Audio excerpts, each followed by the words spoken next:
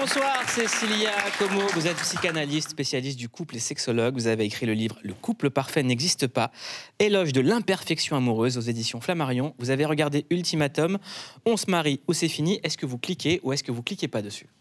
Ah, je clique pas du tout. Déjà, honnêtement, c'est quand même... c'est très loin, en fait, de ce que vivent vraiment les couples. Et puis, c'est quand même surprenant de commencer une vie de couple avec un ultimatum. Particulier. Ah, vous faites pas ça, vous. Ça met l'ambiance, quoi. Okay. Oui, un couteau Ça sous t'est la déjà gorge. arrivé, Laurie ? Écoute, 2-3 menaces, voilà. Ouais. Non, c'est particulier, mais en même temps, je pense que ça y met ce que les gens ont envie de voir, à savoir une potentielle infidélité. Alors ça, c'est vraiment... Et puis, c'est surprenant quand même de se dire que, en plongeant les couples dans des contextes très particuliers, on espère qu'ils vont sauver leur peau.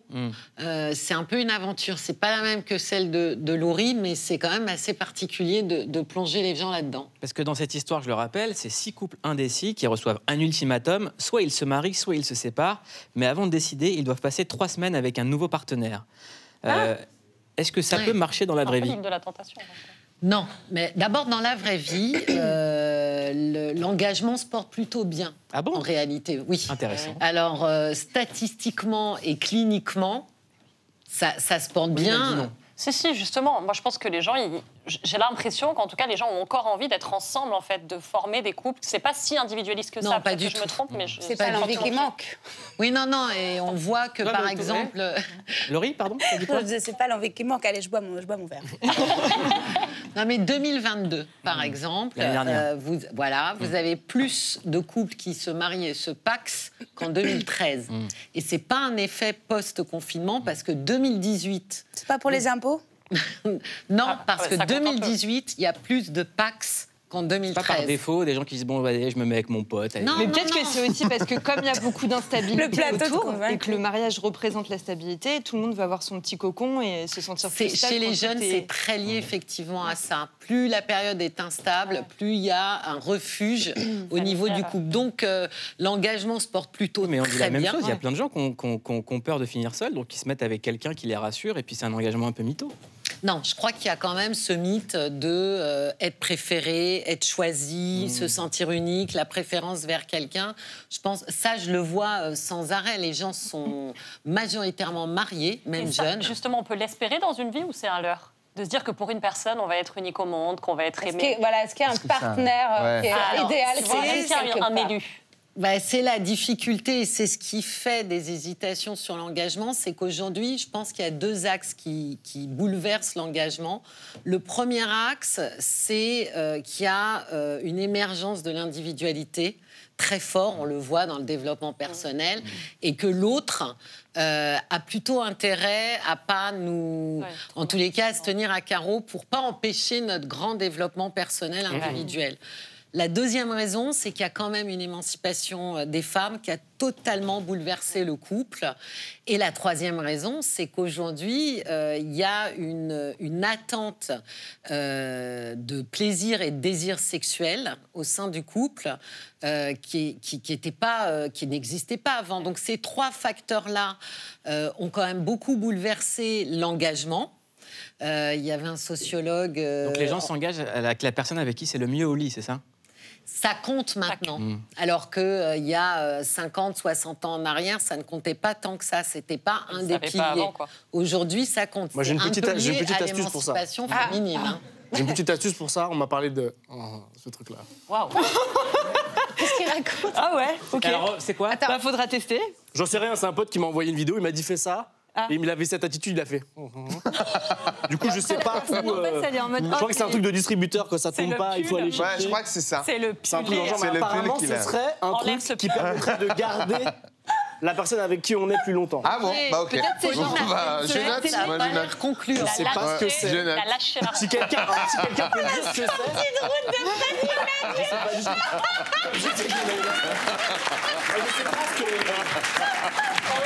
C'est pour découvrir des trucs, je sais pas. Je crois que je suis rouge. Freddy, que c'est pour le nez. C'est pas le week-end, tu feras pas des petites balades en forêt, Freddy. Si quelqu'un peut me dire, on est un expert, on peut me dire c'est ce que quoi ? Si, ça aide ça. Je pense que je sais ce qu'on lui a montré. après. Mais alors là, on va entrer sur de la sexologie pure. Ça tombe bien, c'est votre métier. Oui. Non, moi, je suis dans le flou, le plus Moi, je veux revenir sur les dans le attentes. fluo même. Les attentes. Moi, je veux revenir sur les attentes parce Non, mais que... attendez, elle va répondre à Donc, Ferdi. on saura jamais. Et Ferdi veut savoir. Parce que, je pense, votre ami vous a envoyé la photo. Il avait l'air tout content. De pouvoir atteindre là où se situe la racine du clitoris, entre le clitoris externe Ok, et j'ai beaucoup de choses interne. à apprendre. Beaucoup de choses, visiblement. Voilà, mais bon, vous avez quand même pas vu la réaction de Pauline. Ça n'a pas engagé un waouh. Ah, ça a marche l'air pas tellement Je bien. lui dirais. Je lui dirais que ça marche pas, visiblement. Mais en fait, c'est ça, c'est qu'on demande à l'autre maintenant d'être à la fois un amant, d'être Ouais. un partenaire, d'être son confident. On demande beaucoup de choses. J'ai l'impression qu'on demande Alors à qu'avant, son on avait partenaire 5 de à porter 6 personnes Ça, différentes, c'est ça. chacun avait un rôle, et c'est ça. C'est vrai. Moi, je suis pas pour la mode où il faut mixer tout le monde. C'est bien d'avoir plein de gens. Non, moi, C'est vrai. j'ai une question sur les attentes. Permettez-moi de vous poser cette question. Je vous en prie. Avec ce programme-là, justement, il y a une grosse attente. On doit se marier. On doit être Oui. compatible ou pas compatible. Oui. On doit se marier? Ben, c'est ce qu'ils disent. Certains disent on doit se marier, Parlons du sinon mariage. on est. D'accord, je pensais que tu voulais dire on doit tous. Non, ici ah se si, marier. mais ça, c'est obligatoire. Moi, personnellement, ce programme m'a donné envie de me marier 5, 7 fois. Moi, je t'ai C'est poussé vraiment direct. fort, avec plaisir. Ouais. On voit ça après. Mais en gros, Tu fais il bien, y a une tu sorte fais- de gros non. ultimatum.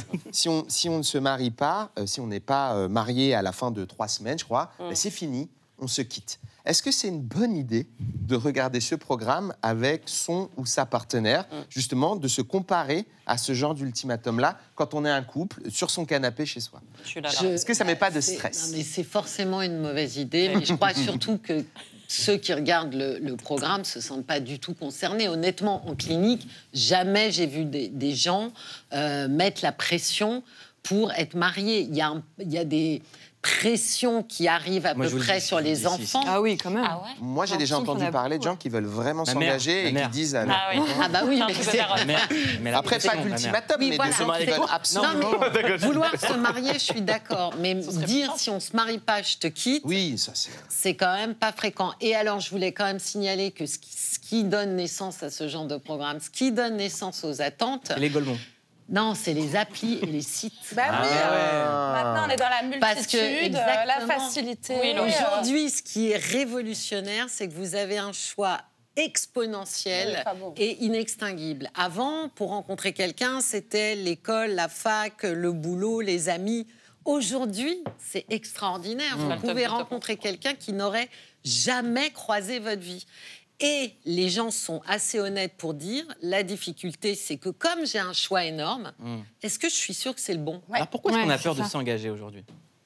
Parce que je pense que c'est très lié au couple qu'on a observé, donc celui de nos parents, ou les couples qu'on a vécus, les premiers couples qu'on a pu faire, si on s'est senti avec quelqu'un qui était très jaloux, qui avait une forme de pouvoir, si on a eu l'impression que c'était emprisonnant.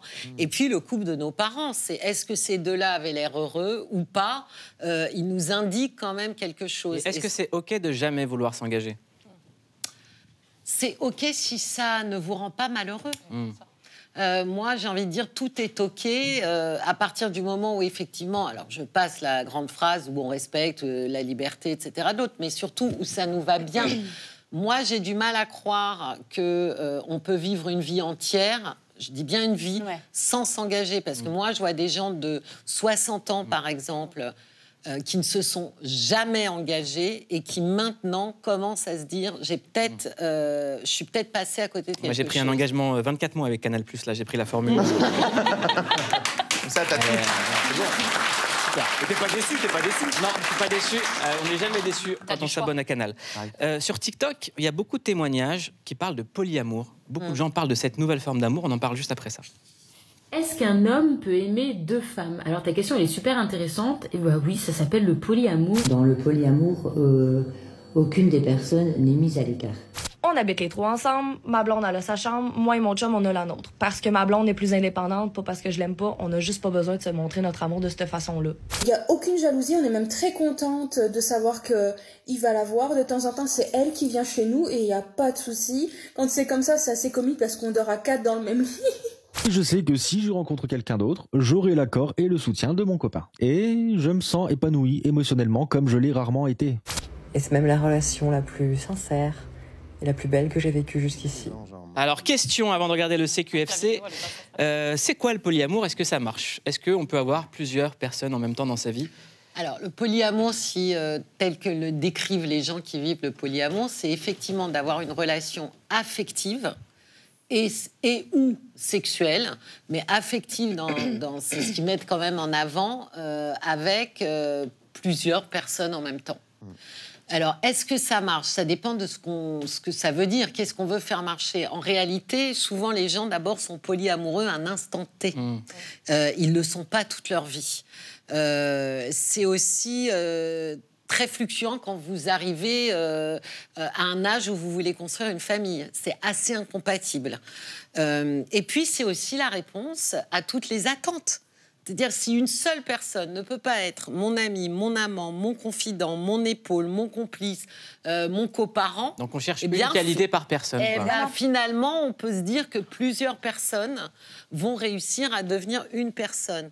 Mais en réalité... Donc on peut aimer 1000 fois une personne ou une fois 1000 personnes? Je pense qu'on peut aimer une fois les deux, 1000 personnes. Non, parce que c'est déjà compliqué à expliquer, ça doit être tellement... Les deux sont possibles, mais 1000 fois aimer une personne, c'est joli. Ouais. Je trouve ça assez joli. Vous pas ici, vous y croyez? Moi, j'y crois pas. Non, j'y crois pas du tout. Et d'ailleurs, mon ex, il est devenu polyamoureux et ça n'a pas marché longtemps. Voilà. Ouais, c'est ça, c'est que c'est un... Et on l'embrasse. Ce qui est marrant, c'est que tu fais vraiment un rire de « et il regrette d'être mon ex ». Non, c'est vraiment un instant T quand les gens vantent le polyamour. On ne sait pas ce qu'il y a eu avant. Souvent, c'est des gens qui ont été dans des couples où ils ont souffert, où ils n'ont pas du tout apprécié l'expérience. Et souvent, il y a le après, parce que quand même, on ne peut pas s'empêcher de mettre de côté la préférence. Il y a des gens parmi leurs polyamoureux, il y a une préférence. Mais il y a aussi que c'est très marginal. Alors, je reviens sur l'engagement avant de terminer l'émission. À partir de quand on sait qu'il faut s'engager? C'est quoi le signe où on se dit « Ah là, je m'engage » ? Ça, c'est la question piège. Je pense que, justement, il faut le vivre comme une expérience. Beaucoup de gens, le problème, c'est que vivent les séparations comme un échec. Et à partir de là, ils veulent absolument pas s'engager sans être sûrs. Moi, je pense qu'il faut juste le sentir. Et c'est une expérience, je dis toujours, vous saurez si ça a fonctionné en regardant en arrière, pas en regardant en avant. Le replay de clic sur MyCanal. Par exemple. Donc, on s'engage et effectivement, mais l'amour, c'est un package. L'amour, c'est on prend le risque que ça ne fonctionne pas et que ça nous fasse mal. Et à ce moment-là, on peut s'engager autant de fois qu'on veut.